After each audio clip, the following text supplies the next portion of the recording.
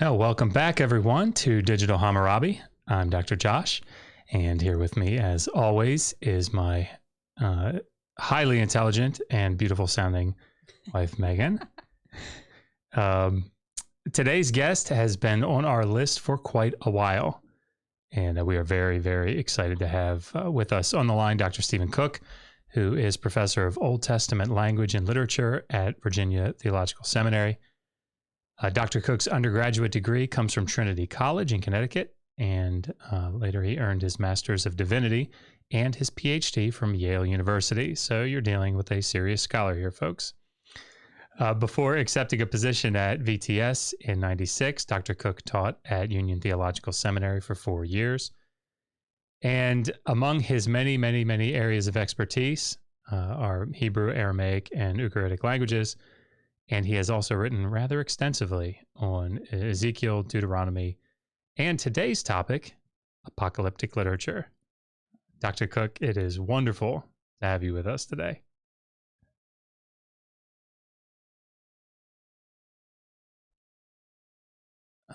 Now let's see. I think I must have.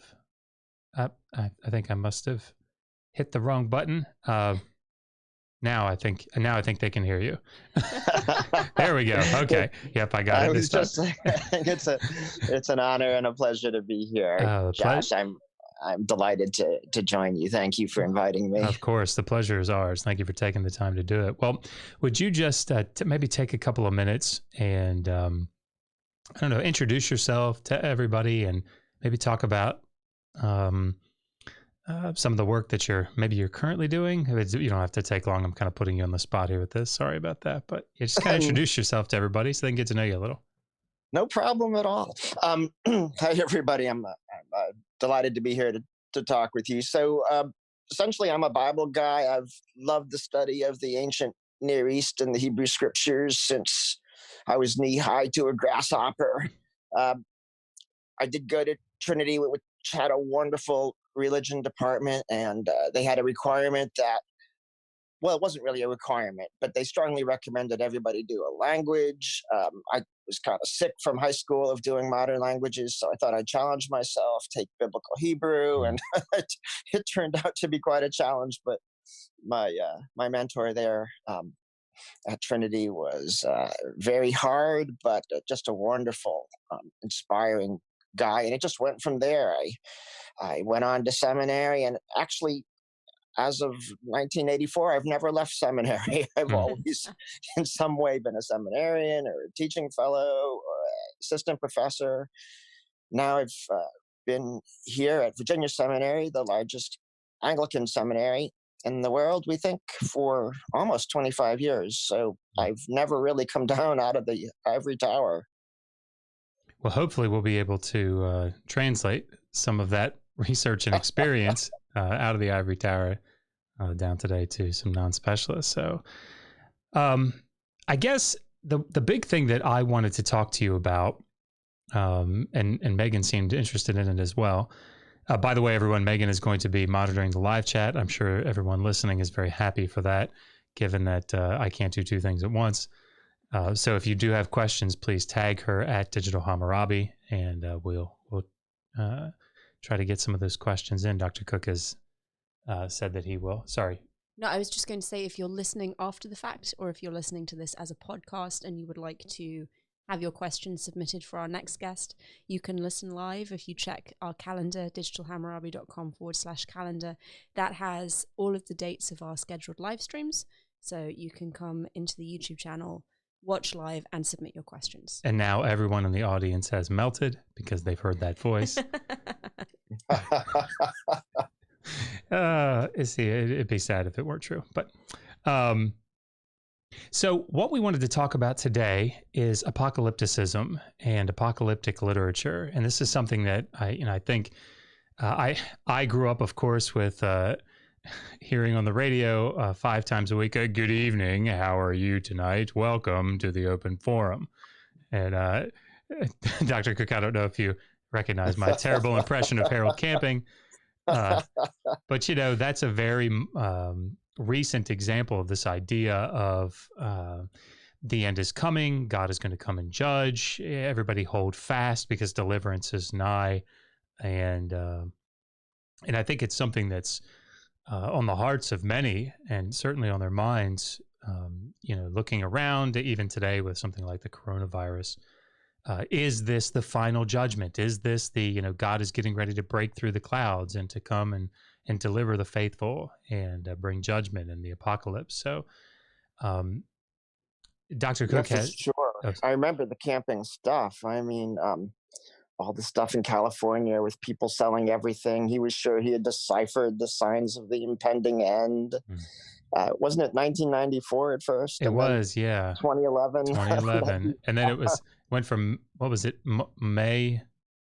Is it March? I can't remember. It was one date, and then October 21st. When it didn't happen in March. It was May 21st and October 21st. Yeah. So this is stuff that's, it's not just in the dusty pages of history. We deal with this even today. So Dr. Cook has an awful lot of experience. He's written a fantastic book. Was it 2003 that it was published? But the Apocalyptic Literature, and it's something that's written. It's written on a level to somebody who has extensive experience in the biblical text, but also to someone who is a non-specialist. So if you look in the description of the video below, you'll see a link to Dr. Cook's website, and on there you can find all of his publications, which are rather extensive. He's written on Ezekiel in the Anchor Bible series. He's put out a recent book, I think it was pretty recent, on 2nd Isaiah. And then in 2000. This is great of you, Dr. Joss. No, it's fine. Tell the audience, they don't have to read the books. Just buy. Yes, yeah. give them to your family and to your aunts and uncles. They don't have to read them. Just buy them in mass. There you go. But you'll be missing out if you don't read them. I can promise you. And I wanted to focus in a little bit on apocalypticism to the extent that we can kind of glean some of your knowledge on this topic, and maybe if you have a unique perspective that maybe others haven't had, just given your experience with it. So could we start off, Dr. Cook, just a little bit? What is apocalypticism? What is apocalyptic literature in general? Oh my gosh, that is the question. I'll mute. 20 words or fewer. That is the question of the hour, because you go to the scholarly guild meetings and people just fight tooth and nail over what it is. And there's famous debates between folks like John Collins at Yale and other scholars who completely disagree trying to define it. And they spent years in the guild trying to work out a definition, which I think we're coming to later. So part of it is just kind of, what was the old joke about defining pornography? Yeah. I know, you know it when you see it. Yeah. Yep. I nearly wrote that in an exam paper once. Essentially, it is the expectation of an imminent inbreaking of the transcendent, of the beyond, of heaven, if you will, into our world, changing it, transforming it, moving it, recapitulating or moving back through the chaos at the beginning of creation and recreating the world in a new and far better way.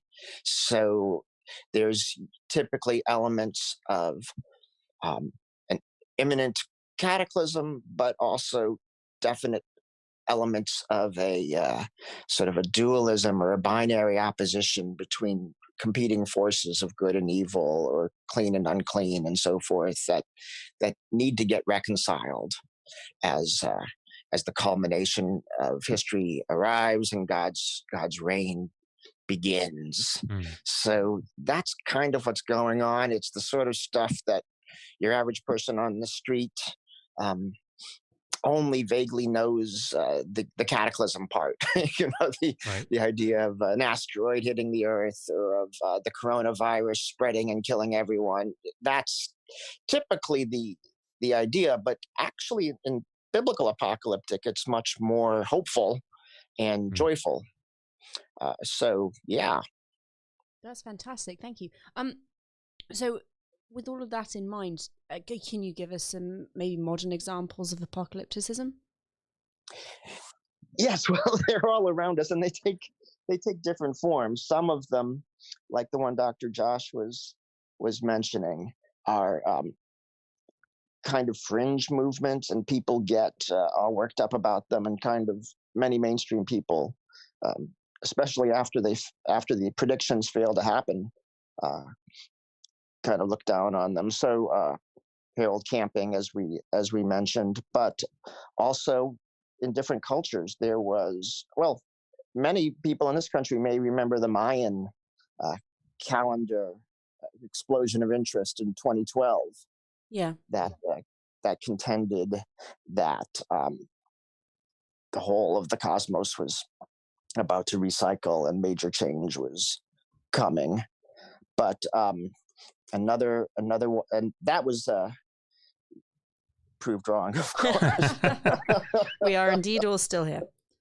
Part of the problem is that even though Mayan descendants themselves and archaeologists all popped up to show that this interpretation did not correlate with the Mayan text. No, that's the problem with being a scholar. Well, what do you know? You've just spent your whole life studying this stuff. I mean, the guy on the street corner has a much more pure understanding of what's going on.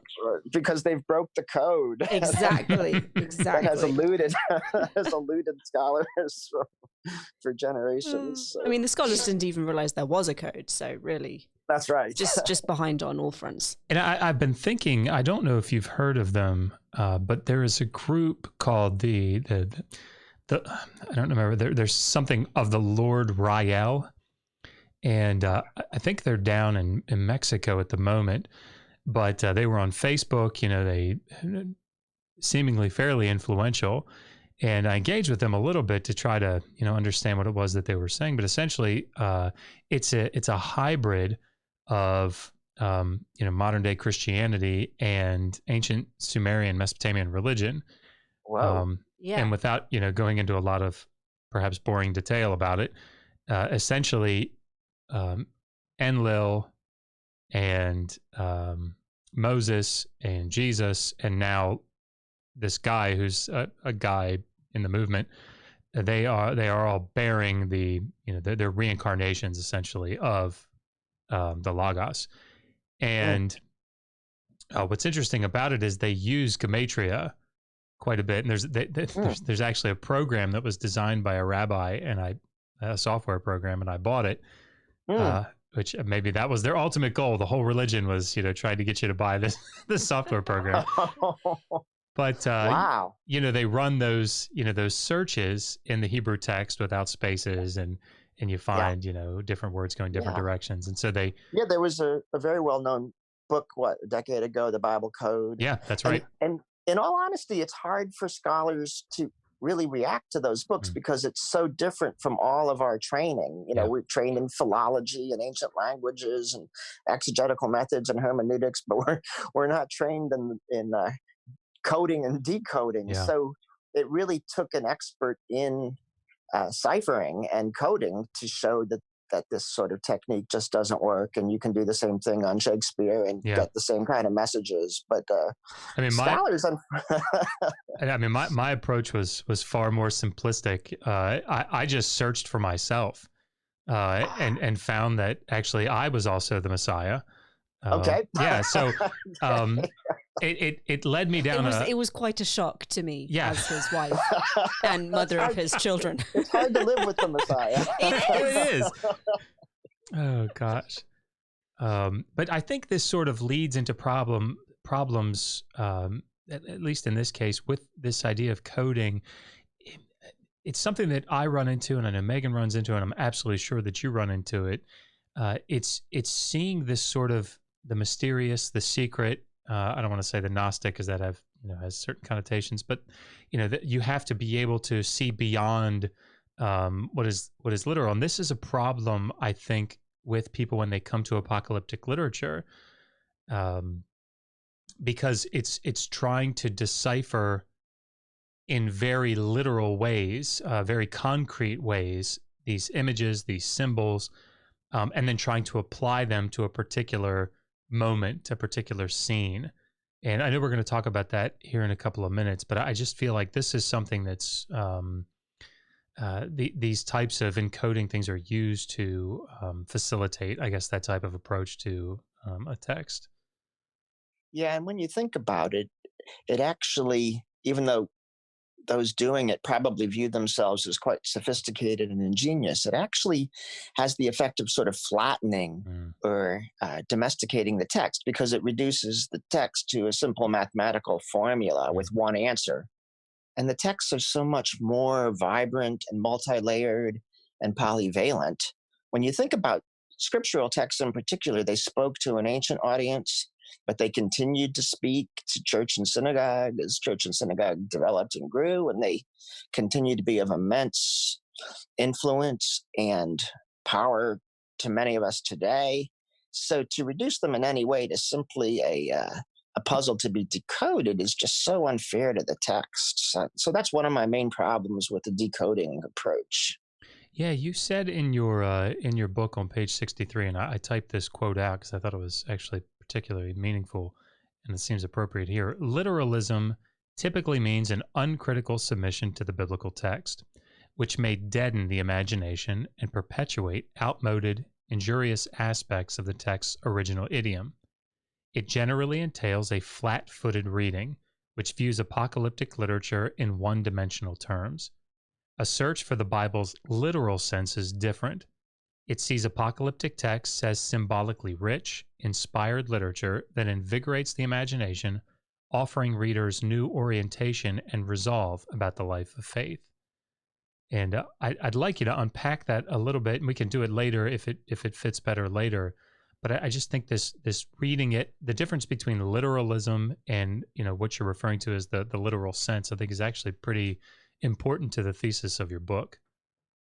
Yeah, we could do a whole nother radio show on that topic, because it's really interesting. But I will say at least this much at this point, that the literature, the apocalyptic literature, to me is so colorful and vibrant, and it's not all crazy groups like the Branch Davidians and David Koresh, or that group in Asia that tried to bomb they gassed the subways with sarin gas. Do you remember that apocalyptic Yeah. group that was? But there's also positive uses of this. I'm thinking most recently, if any of you live in this area that we all do in the DC Capital Beltway area, there's this amazing tapestry that fills an entire room. It was on display at, I think, Canterbury Cathedral and around the world. Now it's on display in the Bible Museum, and it's just attracted swarms of people. You can Google it on YouTube. It has 3 different light phases: natural light, then it has the glow in the dark, and phosphorescence, and then in between it has the ultraviolet light phase. So it's actually sort of a living artwork that sparks the imagination, gets people to think out of the box, beyond the workaday, the quotidian, the banal. And that's often what apocalyptic has done in a positive way. It's helped people open their eyes and see that there's more to existence than just the everyday quotidian world. Well, so maybe what we can do, because I feel like that's taking us where we want to go, but what I don't want to do is leave anybody behind, because I want all of us to get where I think you're going. So let's back up, if we can, for just a second to make sure everybody's on the same page. I'm going to read, if you don't mind, Dr. Cook, the Sumerian 14 conference that I know that you're incredibly familiar with. There was sort of a group definition that everybody agreed upon. And I'd like to read that for just so you can unpack it a little bit for us, if that's okay. Yeah.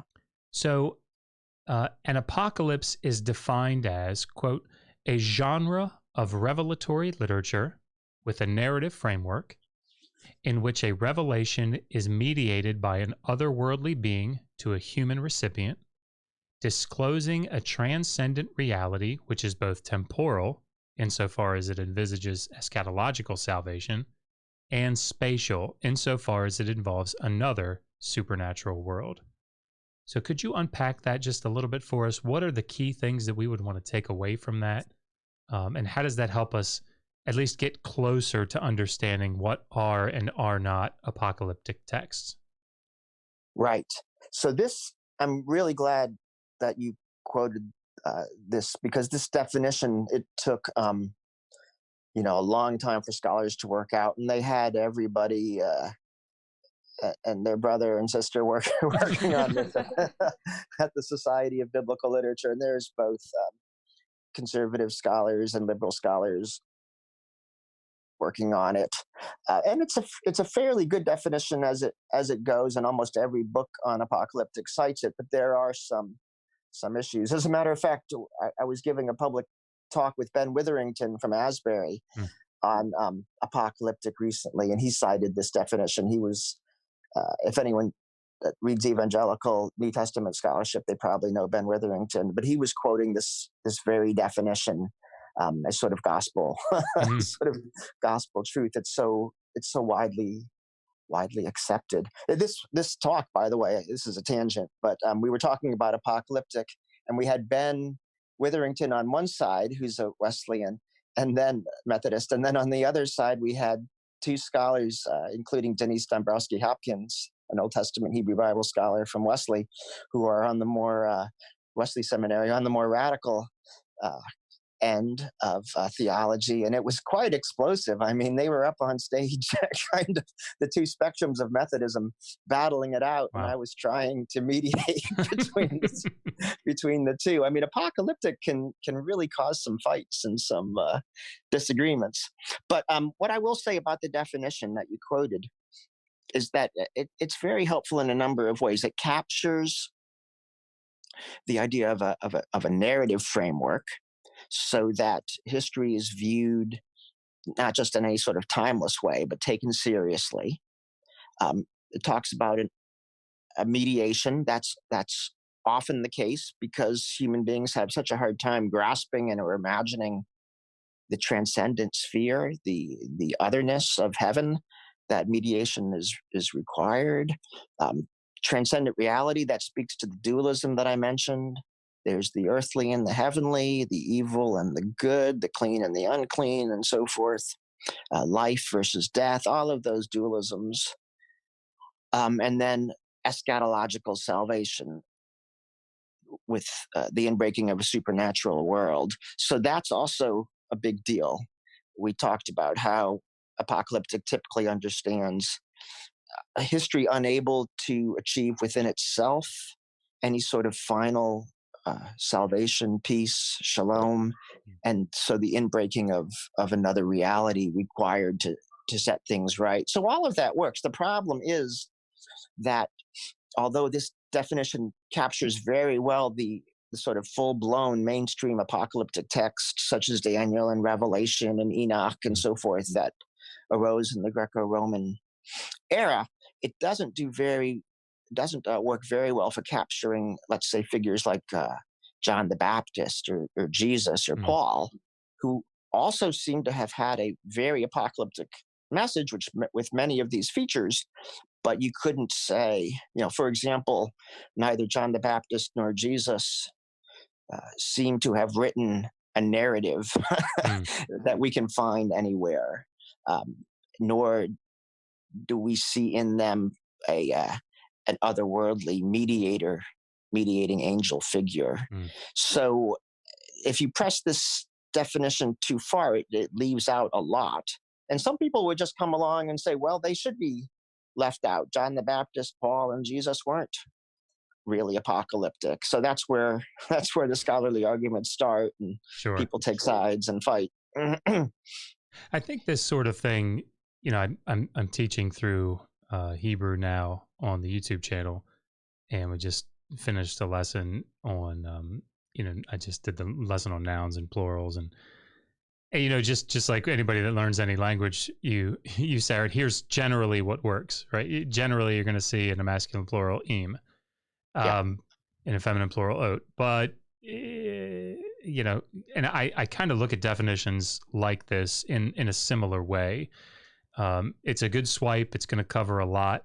But, you know, we have to be able to have some nuance that we can when we apply it. And you can't, it's descriptive. It's not prescriptive. So we can't enforce it upon text. So in light of that, then, just so that, you know, you mentioned a couple, Daniel, Revelation, Book of Enoch, but could you just kind of go through, and you don't have to be exhaustive in any way, but, you know, maybe in a broad sense, what are the biblical and the extra biblical apocalyptic texts, just so we can all kind of know what we're dealing with? Yeah. So there is sort of a scholarly agreement on sort of the major apocalypses that arose, say, in the last 2 centuries BCE and the first 2 centuries CE.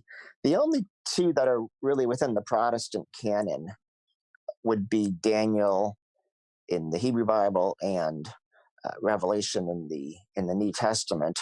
And then there's a bunch of extra biblical ones, the Book of the Watchers, the whole corpus of the Ethiopian Book of Enoch, the Esdras material, but also others that, you know, the Shepherd of Hermas is sometimes included, sometimes not, because it doesn't quite fit all of the definitions.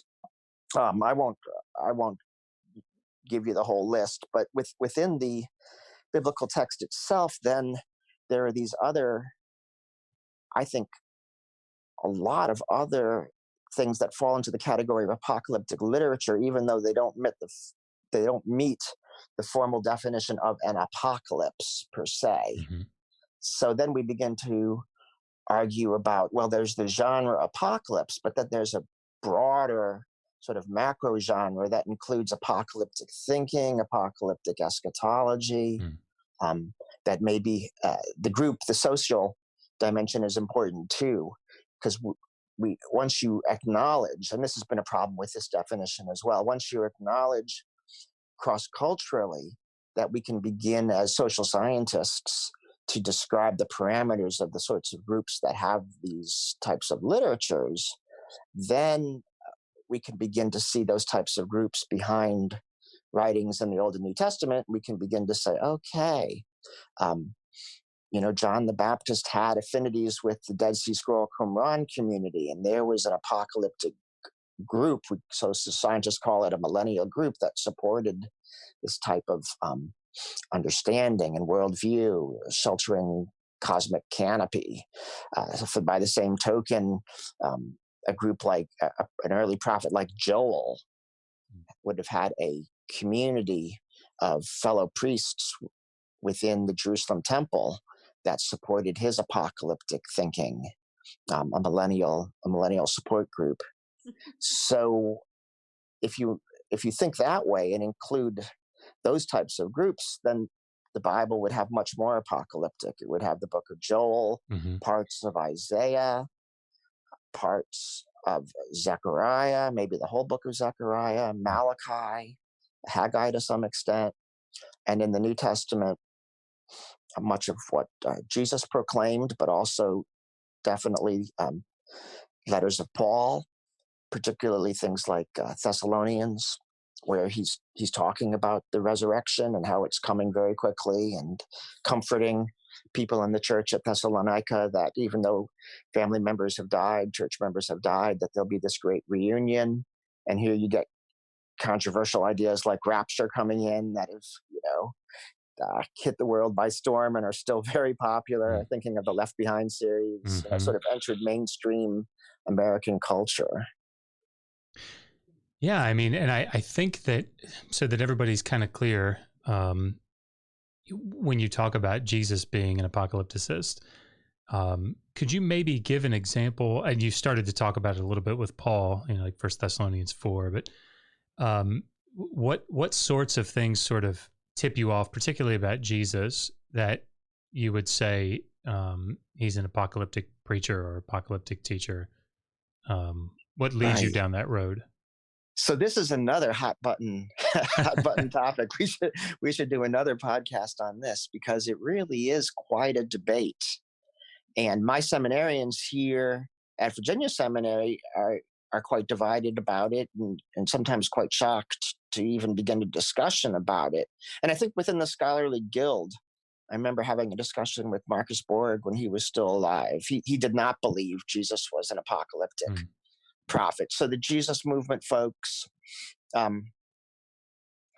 the Jesus seminar folks, tended to present a picture of Jesus that was mostly like a seminary professor, very sagacious, very wise, a very wise teacher.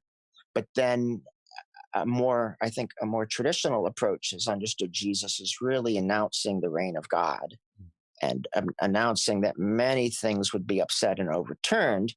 And because of that, provoked a great deal of opposition, because people in our world really are often quite happy to maintain the status quo, especially if you've got some power and riches, and Yeah. So Jesus coming was great news if you realize, oh boy, I need to be a much better human being, and much, I would love to much better reflect the image of God. But if you are a sort of a rich land grabber or a silo builder hoarding up great treasures and wealth and quite happy to be oppressing the poor, then the presence of a Messiah is actually not very good news. Yeah, that eruption from heaven is not going to be as good for you.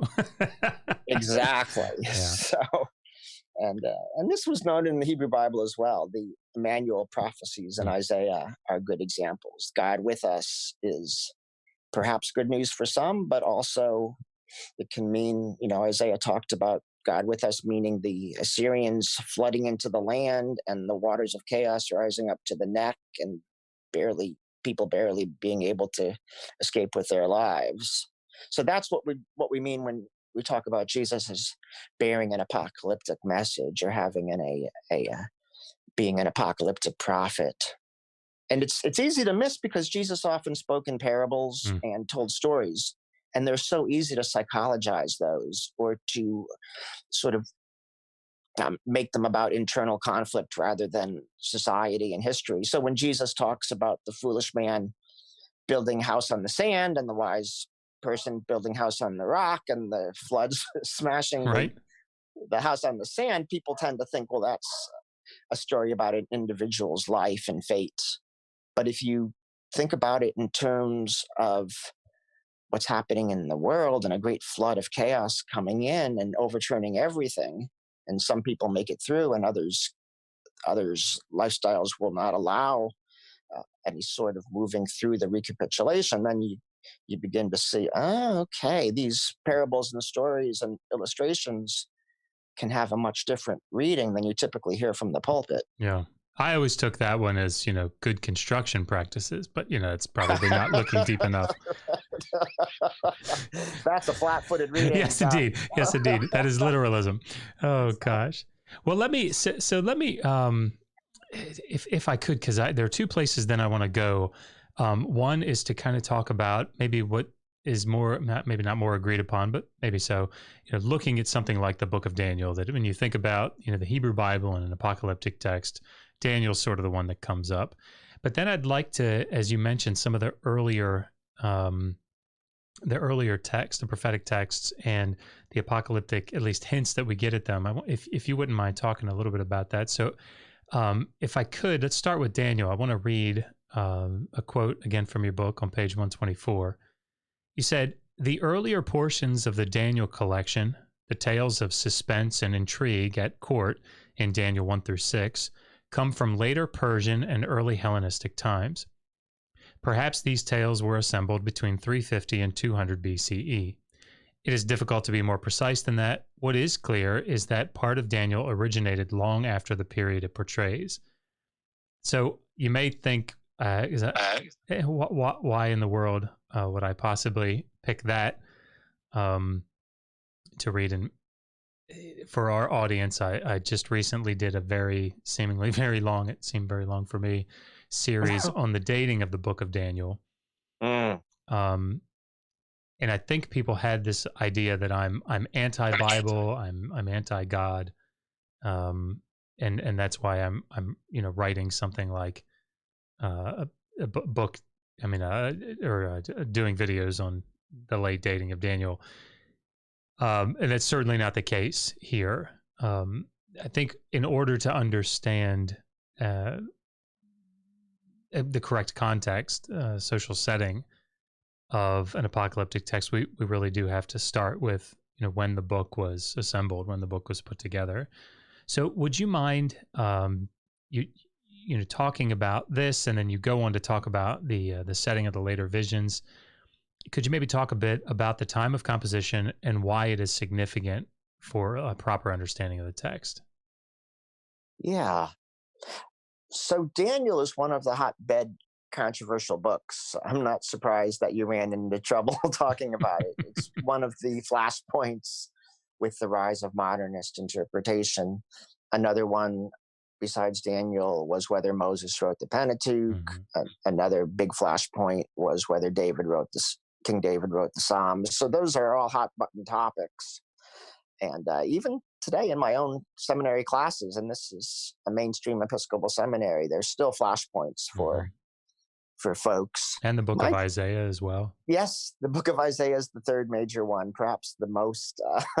Was there one Isaiah behind the book, or was there three or more? Yeah, one Isaiah, two Isaiahs, three Isaiahs, four. The problem is once you start multiplying the authors, there's hardly any end to it. My approach in each of these cases is typically sort of an Anglican. You'll appreciate this, Megan. Sort of an Anglican middle way.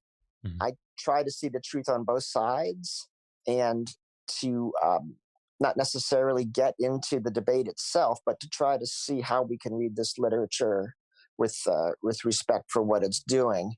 So, with the Book of Daniel, I would have to agree with you, Josh, that if we know from studying apocalyptic groups that these groups expect the end to be imminent, in other words, that it's coming soon and there has to be a fervor and an energy and an adrenaline that comes with the knowledge that the inbreaking of God's reign could come at any time, then the Book of Daniel would have to be written not as a vision of what was centuries away, and that wouldn't really have any relevance for folks in exile at the historical Daniel's time. It would have to have been a collection of stories that came together in writing at a later time, closer to the expected end. But on the other hand, pursuing this middle way, I'd also want to say I wouldn't want to go to the extreme of, say, the ancient anti-Christian Porphyry, who argued that the book was just a fraud. It was just prophecy written after the fact to make it seem valid, and that Daniel is only about that era in the Greco-Roman times and has no prophetic valence towards the future. So you can see I want my cake and I want to eat it too. Well, you had a fantastic, and again, Dr. Cook, I feel like it's nice that I can have someone on that I don't necessarily, we don't always have to agree on every aspect, but I thought you had a fantastic analogy that you drew in the book to apocalyptic inbreakings being akin to someone driving up a mountain or going up, I think going up or driving up. And at points, the car begins to edge over toward, the cliff as it's driving up, and you get this vision of the chasm below, which you equate with, the apocalypse, right? And then the car rights itself and comes back, and it doesn't actually happen because the car doesn't go off. And that's how you liken, if I'm reading you correctly, things like the Book of Daniel. It's the vision starts to, or the apocalypse starts to peek through. You come close to the edge of the cliff, but then things get righted and it doesn't actually happen. And that doesn't, in your view, and again, please correct me if I'm off on this. In your view, that doesn't mean that, as you say, Porphyry's position of, Daniel's just a fraud, that's not correct, but that there was a peak, if for lack of a better term that I can think of here, of the apocalypse coming in and then taking back, and this would be a good understanding of, seeing things like, even in Jesus' day, this generation shall not pass, or Paul, saying, we who are alive and remain, those sorts of things. These apocalyptic glances or glimpses that we get. Could you maybe talk about that? Correct me No, if I've gone astray. I think you've nailed it. I think you've nailed it right on the head. A good example of sort of a microcosm of the apocalypse that listeners will probably be familiar with is the transfiguration in the Gospels, where Jesus suddenly shines with a transcendent luminosity, and Elijah appears, as well as Moses. Elijah being the one who was taken up to heaven bodily, so a foretaste of the resurrection, if you will. So we get this transfiguration that momentarily sort of inunts in a microcosm, sort of a proto-Christos way, it represents the apocalypse. But then you come down off the mountain back into the banal, workaday, quotidian world, and you realize, no, the end has not yet come, but you've had a little taste of it. And I think that's, yeah. So let me ask you a silly question. Okay. But it's not silly perhaps to some listening. And I don't want to get, too much into your personal religious belief here. But I mean, do you find that viewing the book of Daniel as, having been compiled in, let's say final compilation in the 2nd century, do you find that makes it difficult or impossible for you to be a Christian? So again, we should do another show on this, because I think this is kind of a big challenge nowadays. And I think most Americans, when they want to learn about the Bible, we're so used to turning on the TV and watching the History Channel or the Archaeology Channel and so on. And we sort of understand that the Bible can be read on a very flat, literal way, and that it should correlate with history, as archaeology can dig it up and so on. But that's, that gets into your question earlier. What is really the literary sense? And we were joking about, is the parable about building a house on the sand trying to teach us how to do good architecture and good construction work? In the history of synagogue and church, the literal sense never meant getting a trowel and a patish and going over to Israel, Palestine, and digging things up and seeing if there was actually a house being built on sand during Jesus's lifetime. All of the great figures understood that the literal sense included iconography, archetypal images of the beyond, the idea that a cherub statue in the temple wasn't just a statue, but was a portal or icon to a larger reality. None of that is a flat-footed, literal pedestrian reading that an archaeologist can go and dig up. So I think we really need to critique modernism at this point and critique types of readings of the scripture that go back to Spinoza, that are simply another version of this decoding technique, that the Bible's a mathematical mathematical puzzle or equation that needs to be solved. We've just gotten, and it's not just a few of us, the whole culture, I think, is still living through all of the problems of Enlightenment, Spinoza, the rise of modernism. It's a huge issue to try to think of new ways to read. So, yeah, I think in order to maintain faith in a world that's now disenchanted, if you will, a disenchanted world, a secular world, as Taylor describes it. We've got to sort of recapture a new way of reading Scripture. Yeah, I think nuance is something that I use that term a lot, but I feel like nuance is often lost in a lot of these texts. And of course, you know, you've written extensively on Ezekiel, and I think that one of the places that, and we don't have to get into this, but just what came to mind, you know, reading Ezekiel 26 and then reading Ezekiel 29 and seeing what happened with Tyre, and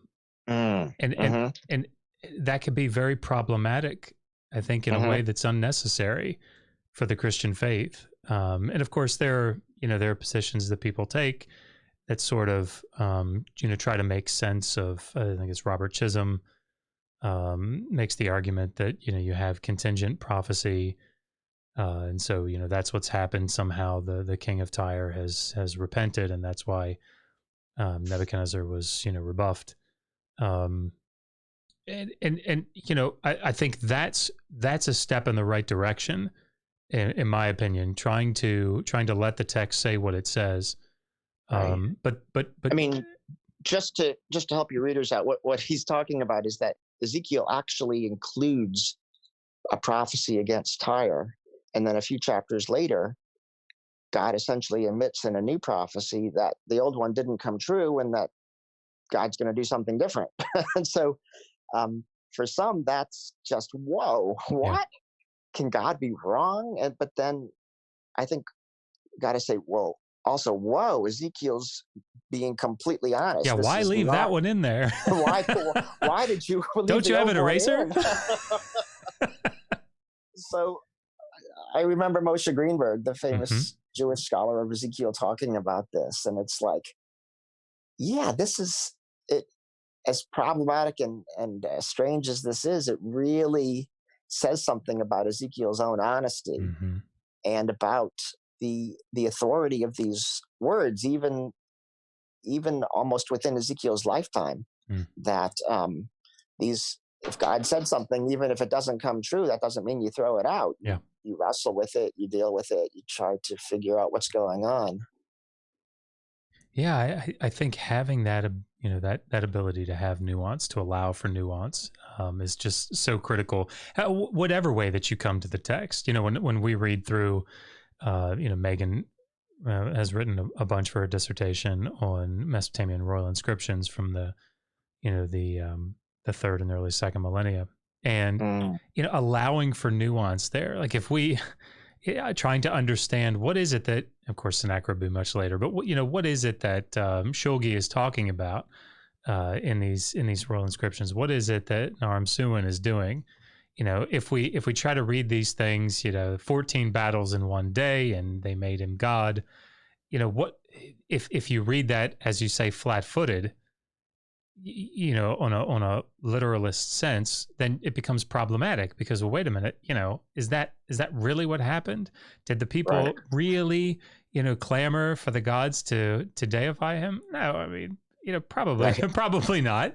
However, there's rationale behind it, and if you allow for the nuance of that rationale, I think you can get a lot more out of the text, even if you don't hold to. As I don't hold to Mesopotamian religion being, something that I would subscribe to, I still think that nuance is incredibly important. I don't think you can get to the text, to the meaning of the text, or to its usage without that nuance. So no, this is good. I think that goes back to what Dr. Cook was saying earlier, in that you lose so much by a literal, like a flat reading of the text and of the Hebrew Bible.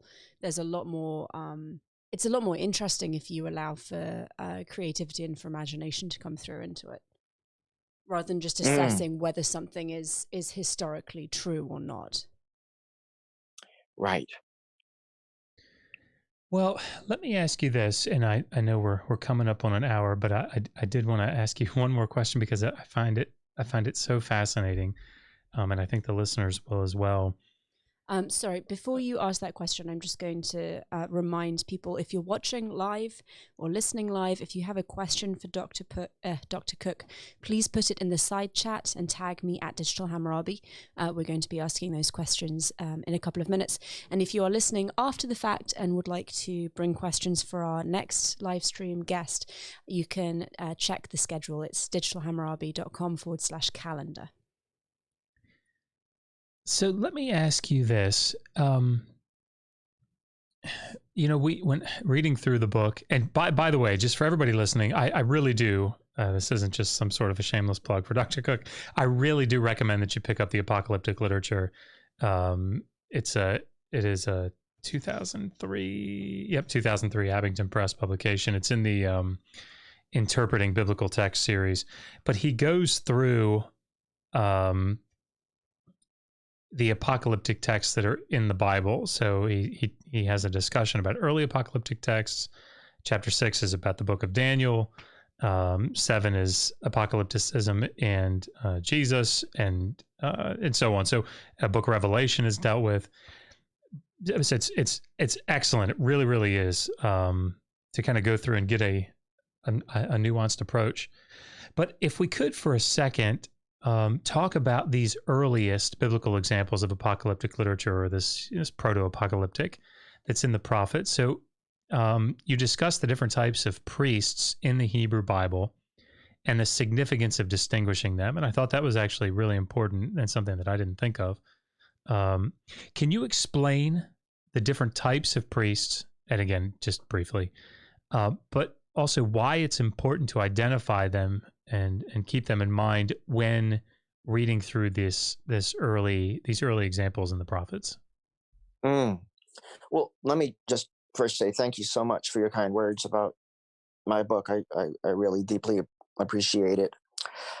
So it's interesting, if you go back in the history of scholarship, there's actually quite a lot of heated argument over the relationship of priesthood to apocalyptic for a long time. And we're going back to the rise of modernism and modern historical critical scholarship. Big names like Julius Wellhausen and Max Weber really made a sort of a typological distinction between priests on the one hand and apocalyptic visionaries on the other. They pushed the apocalyptic visionaries out to the periphery of society, like those crazy folks who gasped the subway or sold all their belongings and waited for the end, and then their children can't go to college. Right. Or and the folks who are priests. And so this was at the time of sort of the height of German Lutheranism and so forth. There was kind of an anti-Catholic, anti-priest bias. Priests were typically understood to have a realized eschatology, to want to maintain the status quo, to want to solidify their places in power. So this is going way back to when I was like Megan writing a dissertation. I thought, this works in some ways, but also doesn't work in a lot of other ways. In real life, there isn't this priest-prophet dichotomy. I know priests in the Episcopal Church who love speaking prophetically and want to overturn the status quo and so forth. So it was fun for me 30 years ago when I was a young kiddo, like you and Megan. I appreciate that. To try to disabuse scholars of that opinion. And part of that involved distinguishing different types of priests and showing how all of them in their own way could be apocalyptic visionaries. Ezekiel is a Zadokite priest from the center of society, and he did the Gog of Magog material. Isaiah is an Aaronid priest, sort of one tier down, but still recognized as able to sacrifice by almost everybody. And we talked about the last portions of Isaiah and also some of those prophecies of resurrection in Isaiah as being apocalyptic. Also, Isaiah has the big thing about the feast on God's mountain when the veil of death is pulled away, highly apocalyptic stuff. And and elsewhere in Isaiah, these prophecies of God's dew being a radiant dew, and the earth or the underworld will give birth to those long dead spirits. So really powerful stuff.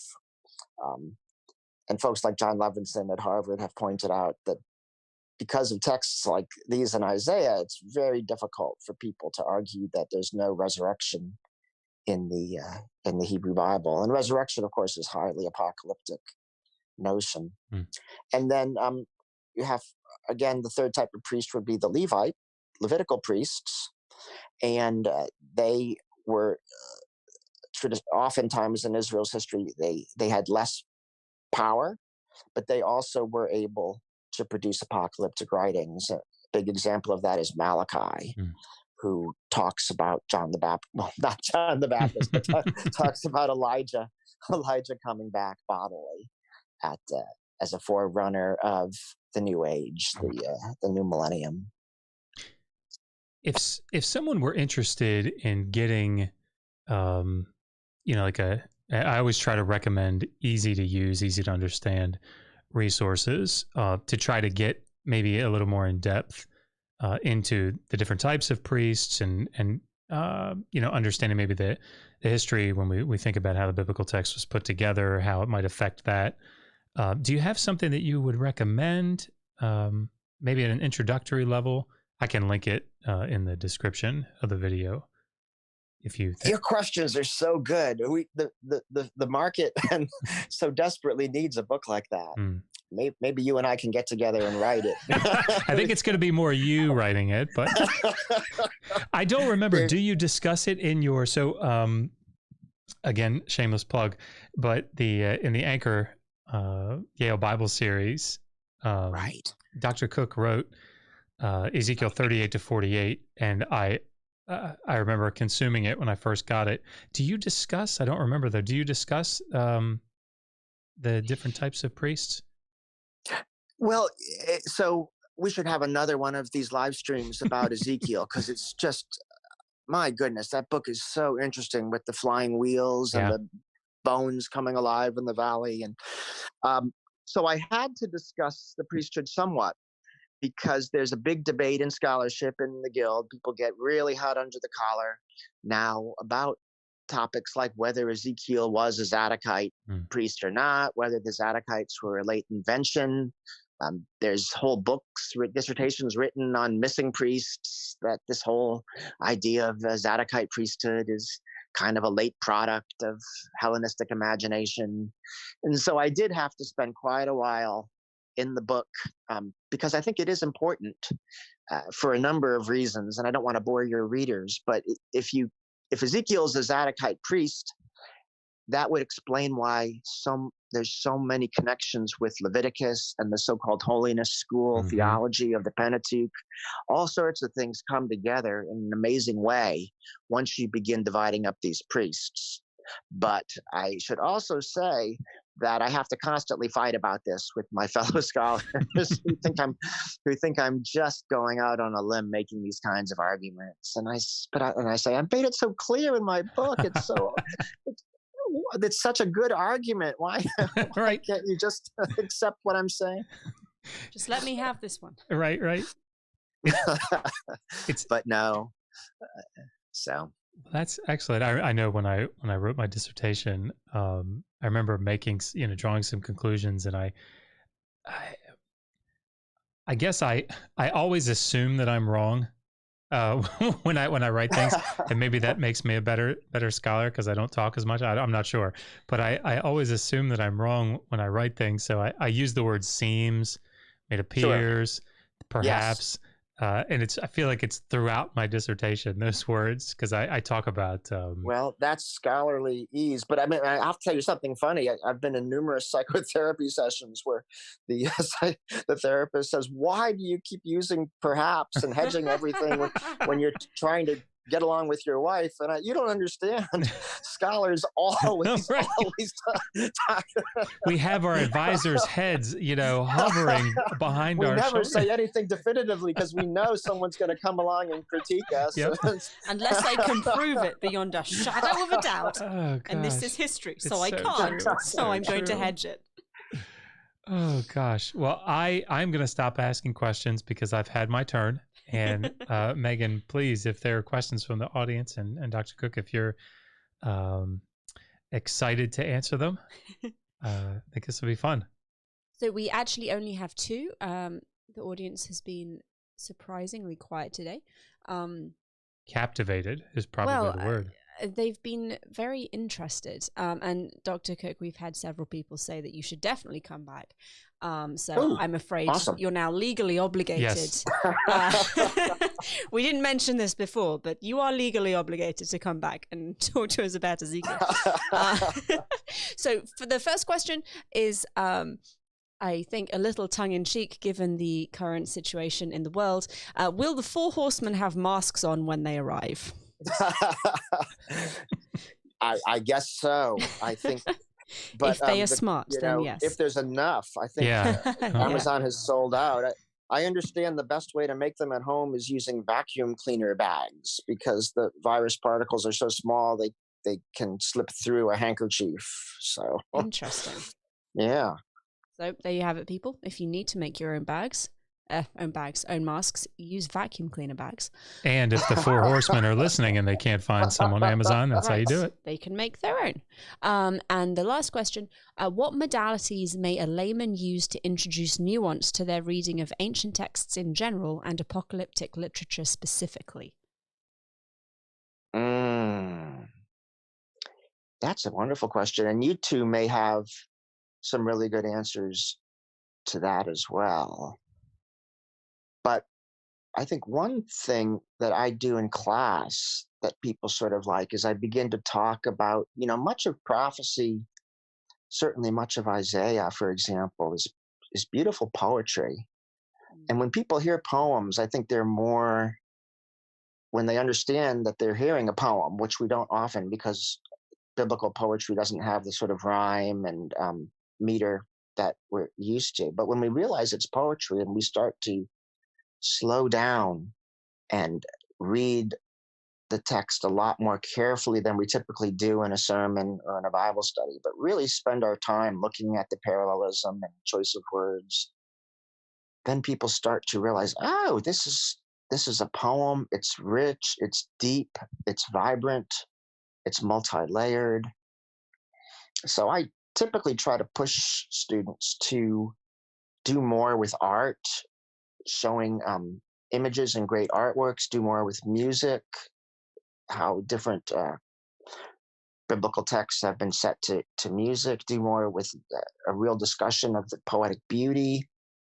And I personally would love to see a lot more of that in the pulpit and in biblical studies and in public presentations, because it would help people to realize that the issue of genre is important here. Bible is not simply straight history or straight reporting, but often has a very great variety of different genres, some of which rely quite heavily on artistry. We've sort of embraced that to an extent here at Digital Hammurabi. We have an artistic representation of the Gilgamesh story in a rap.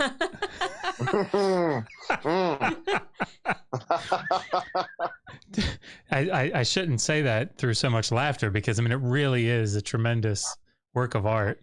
Wouldn't you say, Megan? I definitely would. She wouldn't say that. Oh, I have it on good authority that it is best sung in a pub while drinking.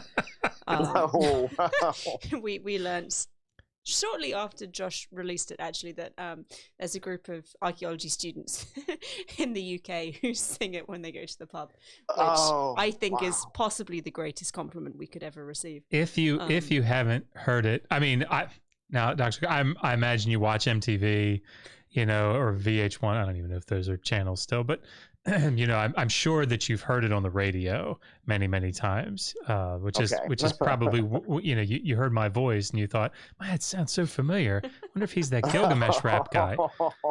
But if you haven't by chance heard it, if you Google or if you YouTube Gilgamesh rap, I suspect it will come up. You'll see my goofy looking face.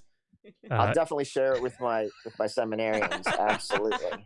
It's almost like that. There was a guy out at Trinity in Chicago that did Modern Major General. Yeah, he redid a Modern Major General. Yeah, I've seen that. That's wonderful. It's fantastic. Yeah, that was classic. The biblical philologist. That's what it was. A biblical philologist. And you've seen the music video by They Might Be Giants about Hammurabi, Ashurbanipal, Mesopotamian. Yeah, that one I think probably got a few more hits than mine did, but maybe. I'm gaining, I would say. I would not say that. I just quickly want to add to Dr. Cook's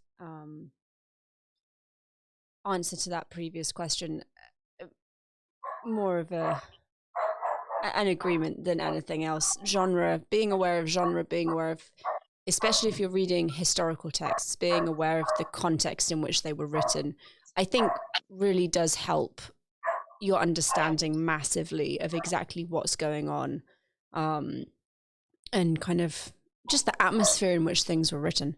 And since having said that was the last question, we've actually had one more come through. So I'm going to be very rude and just quickly get that one in there.